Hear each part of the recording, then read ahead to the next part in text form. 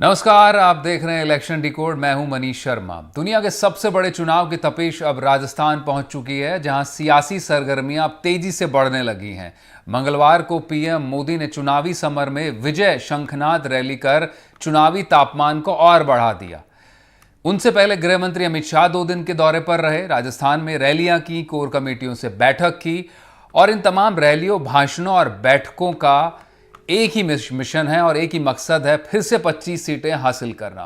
पहले शाह ने मिशन 25 की राह में आ रहे रोडों को लेकर रोड मैप खींचा, तो अब मोदी ने खुलकर कहा है कि ये चुनाव बड़ा अहम होने जा रहा है। अब सबके मन में बड़ा सवाल यही है, क्या राजस्थान इस बार बीजेपी को 25 सीटें देने जा रहा है? इसी पर आज का इलेक्शन डिकोड होगा। उत्तर भारत में बीजेपी की दिल्ली में जीत के लिए अहम राज्य राजस्थान में सभी सीटें पाने के लिए बीजेपी के लिए क्या अवसर हैं, क्या चुनौतियां हैं और इस बार ऐसी कौन सी सीटें हो सकती हैं जिन्होंने इस चुनाव को पहले के मुकाबले यानी 2014 और 19 के चुनाव के मुकाबले बीजेपी के लिहाज से इस वक्त पे दिलचस्प बना दिया है और मुकाबले में ला खड़ा किया है। पहले ग्राफिक्स के जरिए आपको बताएंगे कि कुछ दिनों से क्या चुनावी सरगर्मियां राजस्थान में, और फिर सिलसिलेवार ढंग से उनको डिकोड करेंगे। पीएम मोदी ने एक तरह से कहें, अमित शाह ने, दोनों ने, बीजेपी आला कमान ने राजस्थान में चुनाव की कमान संभाल ली है। कोटपुतली आए प्रधानमंत्री, बड़ी जनसभा हुई। 2024 को बताया देश के लिए बहुत अहम। बीजेपी की मजबूत निर्णायक सरकार की जरूरत पड़ी, ये कहा अपनी रैली में। कांग्रेस गठबंधन पर भ्रष्टाचार, परिवारवाद को लेकर हमला किया और अब जनता को अपना परिवार बताया है। बोले मेरा भारत ही मेरा परिवार है और राजस्थान को बताया जुबान के पक्के लोगों की धरती है राजस्थान। कहा आपका सपना मोदी का संकल्प है। गरीब, किसान, महिला, बुजुर्गों पर खास जोर दिया। इस दौरान तमाम इनसे जुड़ी योजनाओं का जिक्र किया और इस रैली से, इस सभा से जयपुर ग्रामीण, शेखावटी, अलवर और दौसा पर खासा ध्यान है। सिर्फ इस साल यानी अब तो चौथा महीना शुरू हुआ है, लेकिन 4 बार प्रधानमंत्री राजस्थान आ चुके हैं। उत्तर भारत में सभी लोकसभा सीटें देने वाला विशेष प्रदेश है राजस्थान बीजेपी के लिए। पीएम मोदी और अमित शाह का चुनावी शंखनाद। इससे पहले खुद अमित शाह आए थे और सभी 25 सीटों पर कमल खिलाने की तैयारी। 15% विनिंग मार्जिन बढ़ाने का टास्क देकर गए हैं कार्यकर्ताओं को। दौसा, करौली, धौलपुर, नागौर, चूरू, झुंझुनू ये अहम सीटें इस बार मानी जा रही मुकाबले में। इनसे निपटने के लिए बीजेपी ने कहा है कि जातिवाद पर नहीं लड़ेंगे, राष्ट्रवाद पर चुनाव लड़ेंगे। वोटर को साफ संदेश है कि स्थानीयता से ऊपर उठिए और राष्ट्रीयता की सोचिए। शाह बोले बूथ कमेटियां दें बूथ मैनेजमेंट पर जोर और हर बूथ कार्यकर्ता अपने परिवार के अलावा 2 और परिवारों का वोट डलवाने की जिम्मेदारी ले। 25 जो सीटें हैं उसकी राह में अवसर और रोड़े बीजेपी के लिए। 2014 में सभी सीटें जीती, 19 में एक सीट आरएलपी को गई, 24 सीटें जीती। इस बार बीजेपी खुद सभी सीटों पर लड़ रही है। विधानसभा चुनाव में मतदाता ने बहुमत दिया था और बीजेपी का डबल इंजन सरकार और वादे पूरे करने का दावा है। राम मंदिर, पेपर लीक पर एक्शन, ईआरसीपी पर बीजेपी लुभा रही है और इस बार बीजेपी के सामने गठबंधन, कांग्रेस गठबंधन होगा। आरएलपी और सीपीआई से कांग्रेस ने हाथ मिलाया है। तो जाट केंद्रीय शेखावटी मारवाड़ में रोचक मुकाबले की इस वक्त लगा रहा है कि दिलचस्प हो सकता मुकाबला। हमारे साथ रामकुमार वर्मा, पूर्व सांसद है बीजेपी के, वो जुड़ चुके हैं। पौरेश भारद्वाज कांग्रेस के प्रवक्ता हैं और सोमू आनंद भी हमारे सहयोगी हमारे साथ जुड़े हैं। सभी लाइव हैं इस वक्त पर, उनका रुख करेंगे। तीनों का बहुत स्वागत है आप सभी का। पहला सवाल रामकुमार जी आप ही से होगा मेरा। प्रधानमंत्री ने कहा है कि 4 जून 400 पार, तो क्या माना जाए कि इस 400 में वो 25 सीटें भी शामिल हैं या 19-20 रहने वाली हैं इस बार? मनीष जी, आदरणीय प्रधानमंत्री जी ने जो कहा और भारतीय जनता पार्टी के नेतृत्व ने जो कहा, अब की बार 400 पार और भाजपा 370 जी, इसमें कहीं कोई संदेह नहीं है। पूरे देश की जनता ने, मतदाता ने ये मन बना लिया है कि इस बार भाजपा को 400, भाजपा और एनडीए को 400 पार करना है और 370 से कम हमारी सीटें नहीं आएगी। उसका साफ है कि एक तरफ माननीय नरेंद्र मोदी जी का जो दूरदर्शी और सुदृढ़ नेतृत्व के अंदर जो 10 वर्ष में ऐतिहासिक कार्य हुए हैं, निर्णायक कार्य हुए हैं। कांग्रेस के यूपीए की सरकार के अंदर इनकी पॉलिसी जो पैरालिसिस हो गई थी, महंगाई की हालत कितनी थी, आप डबल डिजिट में हो गई थी। बैंकिंग इंडस्ट्री फेल हो गई थी। आर्थिक दृष्टि से विश्व के अंदर हमारी स्थिति क्या थी, ये सारी जनता में क्या हताशा थी। भ्रष्टाचार, अखंड भ्रष्टाचार था। लेकिन पिछले 10 वर्ष में बेदाग जो 10 वर्ष का कार्यकाल रहा, वो अनेक अनेक निर्णय लिए। इसी तरह से राजस्थान के अंदर जिस तरह का 5 वर्ष कांग्रेस सरकार में कुशासन, भ्रष्टाचार, जंगल राज रहा, अपराधीकरण रहा, और 3 महीने का कार्यकाल में जो ऐतिहासिक 45% हमारे संकल्प पत्र के वादे पूरे करे, तो मोदी जी है, उनकी गारंटी है। मतलब गारंटी का मतलब गारंटी, मोदी जी पर जनता विश्वास करती है। जो उन्होंने कहा है और जो भारतीय जनता पार्टी के नेतृत्व ने कहा उसको किया है। इसके कारण से इसमें कोई दो राय नहीं है कि हम 400 पार होंगे, और भाजपा केवल अकेली मात्र भी 370 पार करेगी। ये मेरा कहना है, क्योंकि एक दूसरी तरफ जहां पर सारे भ्रष्टाचारी परिवारवादी पार्टियां, वंशवादी पार्टियां ये मिलकर के भ्रष्टाचार पर कार्रवाई नहीं हो, इसके लिए रैलियां कर रहे हैं। और जैसे माननीय प्रधानमंत्री जी ने कहा कि उनका तो परिवार पूरा भारत का परिवार है। ये गठबंधन और इंडी गठबंधन जिस तरह कहते हैं कि मोदी जी का तो परिवार नहीं है, अब परिवार नहीं है तो उन्होंने कहा कि क्या परिवार नहीं है, इसका ठीक मतलब है। भ्रष्टाचार के लिए इनको लाइसेंस दिया जाए। हम्म। तो ये चीजें हैं। मैं बहुत सारी आपको दिखाऊंगा कि किस तरह का जो एक ऐतिहासिक निर्णय हुए और विकास जो हुआ, सबका साथ, सबका विकास, सबका विश्वास, सबका प्रयास, बिना भेदभाव के, न तुष्टीकरण, न भ्रष्टाचार को कहीं हमने महत्व देना, जनता के हित में सेवा करना, कार्य करना। इसके कारण से 25 में 25 राजस्थान में और पूरे इंडिया में 400 पार हमारा टारगेट पूरा होगा। मतलब और आपका मतदाता आपको की आपको हिम्मत बढ़ानी। गठबंधन से कोई चुनौती नहीं है। आपका कहना है कि आप आराम से 25 सीटें जीत लेंगे। ठीक है, दूसरा सवाल लेंगे, इसका काउंटर भी होगा। पौरुष का रुख कर लेते हैं, इनिशियल कमेंट उनसे भी ले लेते हैं। पौरुष, आपने पहले जो 10 साल में चुनाव हुए, 2014 से 2024 19 दो चुनाव रहे, अब 10 साल हो चुके हैं। उसके उलट इस बार 2024 में आपने जातिगत समीकरणों के हिसाब से दलों से हाथ मिलाया है। शेखावटी में आपने आरएलपी, मारवाड़ में शेखावटी आरएलपी और मारवाड़ में भी उसका पकड़ है, तो उसके साथ में आपने कोalition किया है। और वहीं पर आपने बीएपी के साथ भी लग रहा है कि आप हाथ मिलाने जा रहे हैं। सीपीआई के साथ भी कर चुके हैं, आपने सीकर सीट उनके लिए छोड़ी है। इस गठबंधन के बावजूद जो कांग्रेस की पिछले कुछ समय में एक तरह से कहें कि जो आदत बन चुकी है सेल्फ गोल करने की, कि चुनावी माइलेज लेने के लिए लगातार आगे बढ़ते हैं, लेकिन कहीं ना कहीं सेल्फ गोल करके फिर पिछड़ जाते हैं बीजेपी के सामने, और कोई ना कोई ऐसा मुद्दा दे देते हैं कि फिर आप ही पर वो भारी पड़ जाता है। मसलन वो जो परिवार का मुद्दा है, अब बीजेपी उसको उठाने लगी कि पूरा देश उनका परिवार है। 2019 में चौकीदार वाला मुद्दा उठाया था, जो राहुल गांधी का स्टेटमेंट था।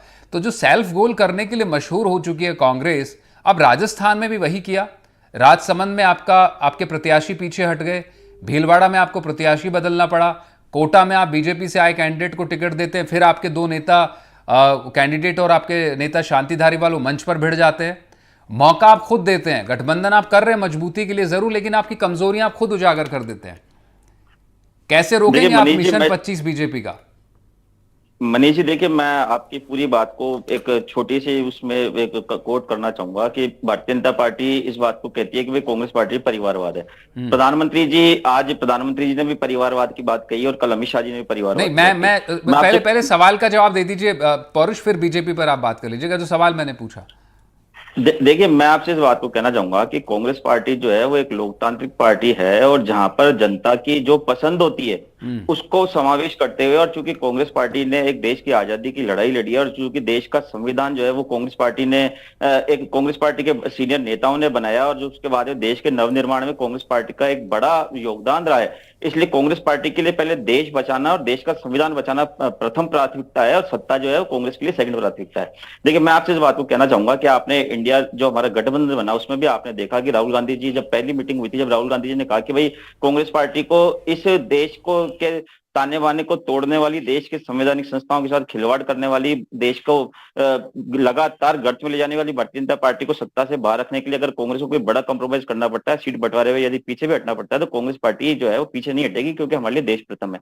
उसी कड़ी के अंदर जो राजस्थान में जो भी आपने देखा, जबकि आप देखिए सीकर में हमने सीट छोड़ी, जबकि सीकर में तो देखा जाए, अगर जिला वाइज देखा जाए तो विधायकों की संख्या हमारी ज्यादा है, बांसवाड़ा में भी जो है विधायकों की संख्या हमारी ज्यादा है, परंतु फिर भी हमने जो लोग देश की धर्मनिरपेक्षता के ताने बाने पे विश्वास रखते हैं, जो लोग देश के संवैधानिक संस्थाओं के साथ अपना जुड़ाव रखते हैं और वो यदि हमारे साथ आकर के भारतीय जनता पार्टी को सत्ता से बाहर करना चाहते हैं तो निश्चित तौर पे कांग्रेस पार्टी उनका स्वागत करती है। देखिए, दूसरी बात मैं आपसे इस बात को कहना चाहूंगा कि देखिए, प्रधानमंत्री जी का के मुंह से भ्रष्टाचार की बातें सुनना और परिवारवाद की बातें सुनना बड़ा हास्यास्पद है। मैं यहाँ पे कहावत नहीं कहना चाहता था, पर एक कहावत होती है कि 100 चूहे खा के बिल्ली हज को चली। नहीं, देखिए, गोपीनाथ पौरुष, आपके सवाल पर मैं जो बात कर रहा था कि कांग्रेस किस तरह से सेल्फ गोल करती है, राजसमंद की मैं बात कर रहा हूं, भीलवाड़ा की बात कर रहा हूं, कोटा की बात कर रहा हूं, उस पर नहीं आ रहे आप। परिवारवाद पर बीजेपी जो कह रही है उसका मेरा जो सवाल है कि कांग्रेस किस तरह से मौके देती है।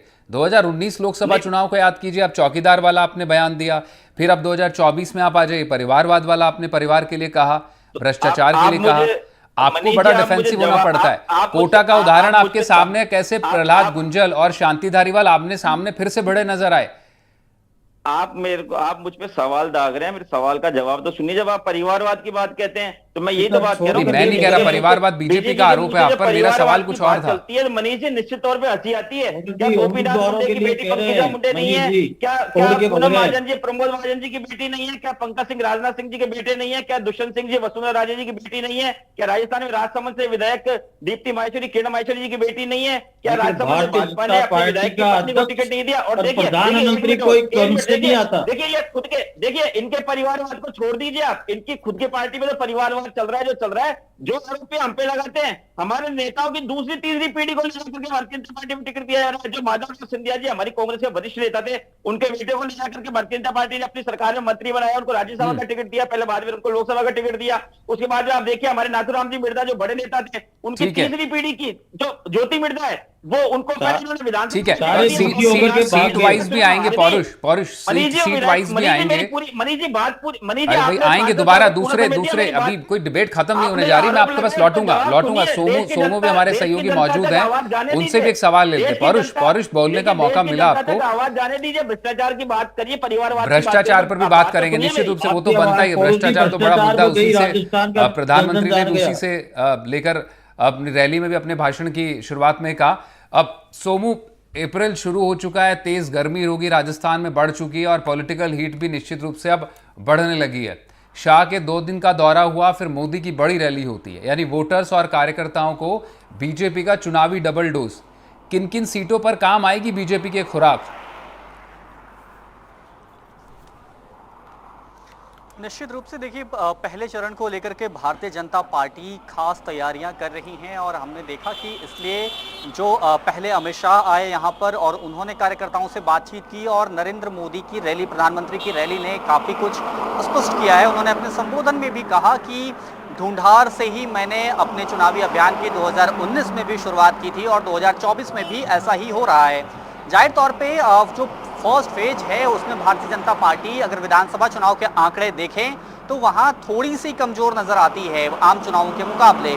तो इसलिए भारतीय जनता पार्टी का फोकस ये है कि पहला फेज अगर भारतीय जनता पार्टी के फेवर में जाता है तो निश्चित रूप से दूसरे फेज में और ज्यादा एज है पार्टी को, क्योंकि वहां पर अगर आप आंकड़ा देखेंगे तो वहां बहुत बड़ा डिफरेंस है अगर विधानसभा चुनाव की हम बात करें तो जाहिर तौर पे पहले चरण को लेकर के भारतीय जनता पार्टी पूरी तरह से सजग है। और जैसी बातें सामने आई, अमित शाह ने अपने कार्यकर्ताओं को, और न सिर्फ कार्यकर्ताओं को बल्कि जो पार्टी के पदाधिकारी हैं, मजबूत पदों पे हैं, मंत्री हैं, उनको भी टास्क दिया कि आप जो है पन्ना प्रमुख से लेकर के बाकी सारी चीजों में अपनी दिलचस्पी लें और उन सारे संगठनात्मक काम को पूरा करें।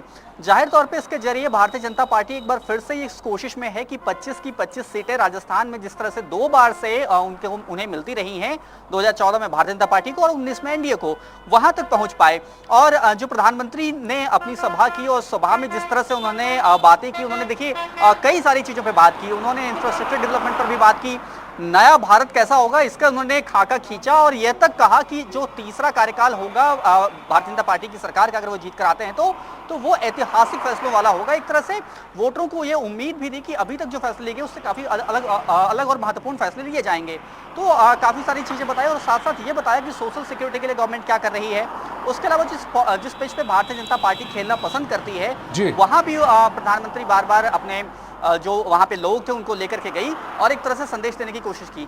जाहिर तौर पे देखिए न सिर्फ जयपुर के आसपास की सीटें बल्कि जो इससे सटी हुई कोटपुतली की तरफ से अगर हम देखें तो कोटपुतली जो है जयपुर से वो रास्ता है जहाँ से दिल्ली तक पहुंचा जाता है। तो दिल्ली तक की राह आसान बनाने के लिए और दिल्ली की गद्दी तक पहुंचने के लिए प्रधानमंत्री ने जो सभा की है उसके जरिए कई महत्वपूर्ण संदेश देने की कोशिश है। बिल्कुल सोमू, क्योंकि जो कमजोर कड़ियां हैं, बीजेपी एक ऐसी पार्टी है जो काफी रिफ्लेक्ट करती है अपनी खामियों पर, उस पर काफी काम करती है, मशक्कत करती है चुनावी समीकरण बिठाने के लिए, और वो राजस्थान में फिलहाल दिखाई भी पड़ रहा है। जिस रैली का आप जिक्र करें प्रधानमंत्री का, कोटपुतली में क्यों रखा गया, निश्चित रूप से वहां पर अब शेखावाटी का इलाका भी उससे जुड़ता है, जयपुर का इलाका भी जुड़ता है, और अहिर वाटी जो इलाका है वो भी अलवर और अलवर के आसपास के इलाके, बहरोड की बात कर लीजिए या फिर शाहजहाँपुर तक की बात कर लीजिए, तमाम इलाके जुड़ते हैं कि जहां पर सीधा जो जातियां हैं उनको भी मैसेजिंग दी जाए, और ना सिर्फ राजस्थान बल्कि उसके सीमावर्ती इलाके हरियाणा के पार भी एक संदेश जाए। तो उस कमजोरी को कहीं बीजेपी साधने की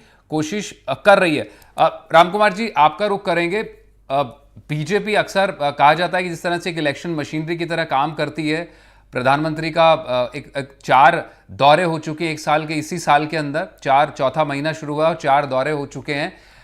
लेकिन शाह की बात बड़ी दिलचस्प लगी इस बार जब उन्होंने कार्यकर्ताओं से, कोर कमेटियों से बैठक में कहा कि हम जातिवाद नहीं, इस बार हम राष्ट्रवाद की बात करें।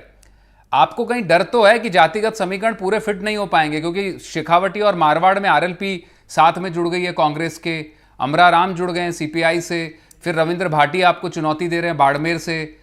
आपको लग तो रहा है कि जातिगत समीकरण उथल पुथल हो सकते हैं इस बार, इसलिए राष्ट्रवाद और 370 और राम मंदिर पर चुनाव लड़ा जाए? मनीष जी, मैं आपको बहुत स्पष्ट करना चाहूंगा कि भारतीय जनता पार्टी जातिवाद पर कभी चुनाव लड़ी नहीं है। भारतीय जनता पार्टी एक राष्ट्रवादी विचारधारा की पार्टी, राष्ट्र सर्वोपरि है, पार्टी सेकंड व्यक्तित्व है। उसी नीति और रीति के आधार पर अभी भी राष्ट्रीय जो मुद्दे हमारे हैं, जिसके लिए देश की जनता ने जो अपने कार्य किए उनसे मानस बना चुके हैं, और माननीय प्रधानमंत्री जी से लेकर के गृह मंत्री हमारा कार्यकर्ता के रूप में कभी भी वो इलेक्शन चाहे छोटा है चाहे बड़ा है, उसको हम कभी भी कमजोरी के यानी ऐसे हल्के में नहीं लेते हैं।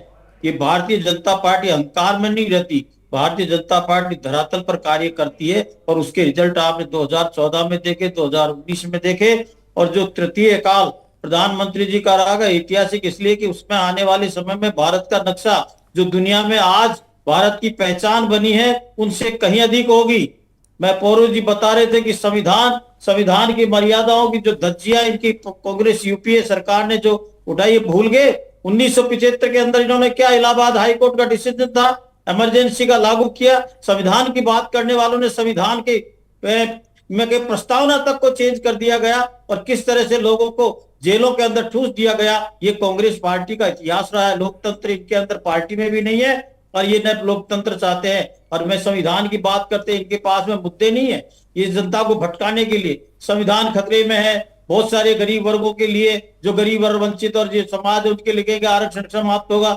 मैं पौरू जी से कहना चाहता हूं कि जो संविधान असेंबली ने, संविधान सभा ने जिस तरह के संविधान दिया, संविधान सभा के शिल्पकार डॉक्टर BR अम्बेडकर जी के जिस तरह उन्होंने अपमानित किया और उनको परेशान किया, उनको चुनाव में हराया, उनका सम्मान किया, लेकिन माननीय नरेंद्र मोदी जी के नेतृत्व में भारतीय जनता पार्टी ने उनका सम्मान भी किया। संविधान को भी बिल्कुल ये कहा कि अक्षर से पालन होगा।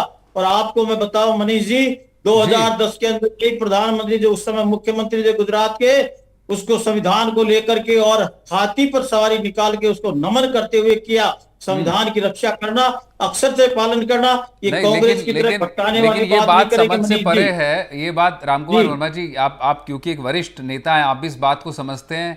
राजनीति और जाति इस देश में कभी अलग हो नहीं सकती है, और अलग किया भी नहीं जा सकता, क्योंकि आप बात जरूर कह सकते हैं, अच्छा लगता है चुनावी बहसों में, टीवी पर, डिबेट्स में, लेकिन असलियत यह कि जितना मंथन आप करते हैं, आप तो एक एक बूथ तक मंथन करते हैं, एक एक बूथ को एनालिसिस करते हैं, तो निश्चित रूप से आपका मंथन जातियों के ऊपर नहीं उठ सकता, क्योंकि वही तो वोटर है, और उसी वोटर को आपको जीतना होता है, उसी वोटर को आपके खाते में लेकर आना है कि आपके लिए ईवीएम पर बटन दबाए वो। आप जब सीटों के डिस्कशन के हम ये विशेष सीटें हम लोग रीजन वाइज भी सीट्स दिखा रहे हैं, और जो खासतौर पर 5-6 सीटें इस बार राजस्थान में बड़ी अहम मानी जा रही हैं। नागौर उसमें से एक सीट है, चूरू एक सीट है उसमें से, बाड़मेर एक सीट बनने जा रही है। आपको क्या लगता है क्यों दिक्कत आ सकती है बीजेपी को इन सीटों पर, क्यों चुनौती हो सकती है? मनीष जी, मैं ये कहना चाहता हूं कि बीजेपी को इन सीटों पर जिनको आपने बताया उसकी दिक्कत नहीं आएगी, बल्कि जो हमारा परसेंटेज जो है वो इंक्रीज होगा। और कैसे अभी होगा जैसे जरा मान बता लीजिए दीजिए आप। 15% मार्जिन बढ़ाने की बात 15 करके गए अमित शाह, कैसे जी, होगा जरा ये बता उसका दीजिए। कारण, मैं पहले भी हाँ, वो इस कारण बात को उठा चुका हूं मैं आपके प्रवक्ताओं के बिल्कुल समक्ष संक्षिप्त में कि बताता हूं। 49 लाख नए मनीष वोटर जी, हैं, आप 370 मनीष वोट पर बूथ बढ़ाना चाहते हैं। कैसे संभव है? मनीष 15% मार्जिन से जीत ज्यादा पहले के मुकाबले कैसे संभव, कैसे है? जो आरएलपी मनीष आपके जी, साथ थी, हमारा आरएलपी जो अब आपके साथ नहीं है शेखावटी में। हमारे आरएलपी साथ रही है, उससे हमारे यहाँ पर कोई नहीं फर्क पड़ता, और उससे बल्कि हमें फायदा और होगा साथ नहीं है तो।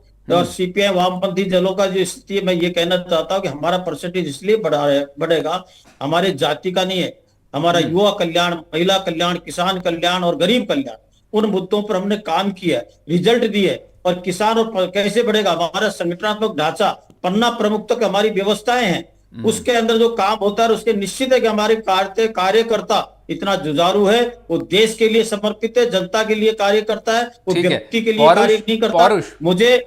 मैं ये कहना चाहूंगा कि जो युवा वर्ग 70 लाख युवाओं का राजस्थान के अंदर जिस तरह का शोषण हुआ, अन्याय हुआ, वो युवा वर्ग क्या इनको वोट देगा? मनीष जी, पौरुष, आपको भी जातियों की जरूरत नहीं है, जिस तरह से वर्मा साहब कह रहे हैं मैं बीजेपी बता को रहा हूं, जातियों की क्यों जरूरत नहीं बढ़ेगी? है। हमारा तो परसेंटेज देखिए मनीष जी, जातियों पे बातें नहीं मनीष जी, करती है। जिस प्रकार से और अमित शाह जी ने 15% जो बढ़ावे का टारगेट दिया, हाँ। इस पे कोई इससे ज्यादा बढ़ेगा। इसका आपके पास में तो कैंडिडेट नहीं है, बूथ पे बैठने के लिए आदमी नहीं है, वो भी कहीं से आपको अपडेट करने पड़ेंगे। जयपुर का चुनाव 4 लाख जी, वोटों से आपकी चुनाव जीतते हैं, संगठनात्मक तो आपको स्थिति इतनी 15% खराब है बढ़ा के कहने कि की आवश्यकता आप- इसलिए पड़ रही है कि आपके इंटरनल सर्वे में आप बुरी तरह चुनाव हारने जा रहे हैं, और आपको इस बात को पता तो है आप कि पहले अगर भी कह रहे 15% थे, वोट अगर ये एक्स्ट्रा आप पे आप पर बूथ पौरुष नहीं आएंगे, जी, तो आप लोगों की इंटरनल स्थिति जो इतनी बुरी होगी कि सर्वे अगर तो पूरे राजस्थान नहीं, पूरे भारत के मतदाता ने दे दिया है आप धराशायी होकर के कि बाहर आपके- निकलने पड़ेंगे। 2014 में आप लोग झूठी लहर पे सवार होकर के सत्ता में आए, 2019 में आपने अपने किए हुए 19 में वादे क्या की हुआ? कोई बात नहीं करी, 19 आपने में क्या कांग्रेस हुआ? पार्टी में लगाए आरोप की कोई और बात नहीं अब करी। आप पुलवामा 24 के अंदर तो आपने जिस तरह अवसरवादी सिद्धांत और भ्रष्टाचार के आधार पर जो राजनीति करने की चाहते हो ना, भटकाने लटकाने, मोदी जी के उसके आधार पर आप बिल्कुल समाप्त होने की कगार पर हो।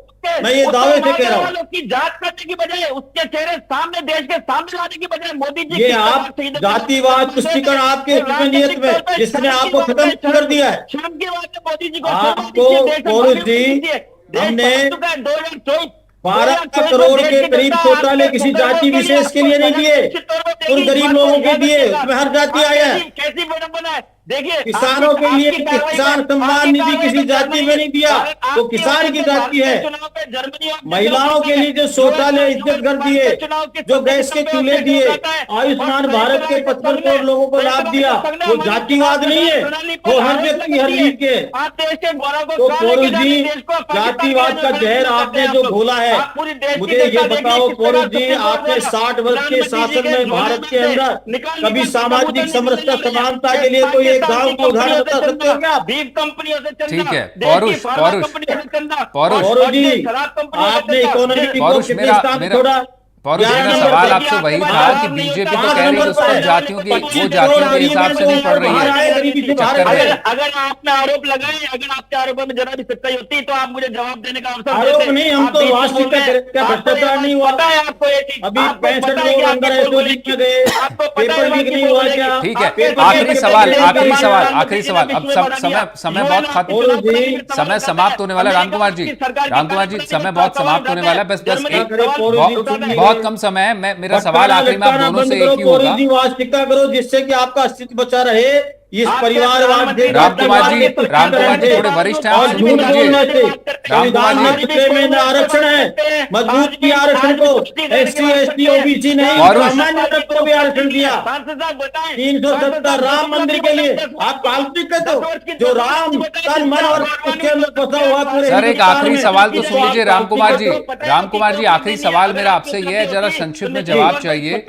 आपने कहा कि जातियों की जरूरत नहीं, जातियों के चक्कर में नहीं है। 370 का मुद्दा और 370 सीटें, जी आपके लिए जाति कोई मुद्दा नहीं है। आप कह रहे हैं राष्ट्रवाद और 370 और राम मंदिर पर लोग जिताने जा रहे हैं, आप ये मानते हैं? हम राम मंदिर और जातिवाद का तो हमारा मुद्दा है ही नहीं। लेकिन धारा 370 अखंड भारत की बात हम करते थे, श्यामा प्रसाद मुखर्जी ने बलिदान भी दिया, डॉक्टर ठीक है, अम्बेडकर ठीक है, जी साफ है कि आप ने उसका 370 विरोध किया। पौरुष क्या आपका वन पॉइंट एजेंडा क्या है चुनाव में राजस्थान में? राम लला भी आए और उसका रिजल्ट ये आएगा जो विकास के कार्य। अरे पौरुष जी, 20,000 किलोमीटर आपके पूरे कार्य का 20,000। ठीक है, आप पौरुष को भी जवाब देने दीजिए जरा। इलेक्ट्रिफिकेशन हुआ, आज गरीब समझता है कि उसका हितैषी कौन है। करते हैं आप लोग 370 में हमारी कांग्रेस की सरकार के समय भी कई अरे बदलाव हुए। आपका क्या आपका दर्द ठीक है, ठीक है, अब समय समाप्त है।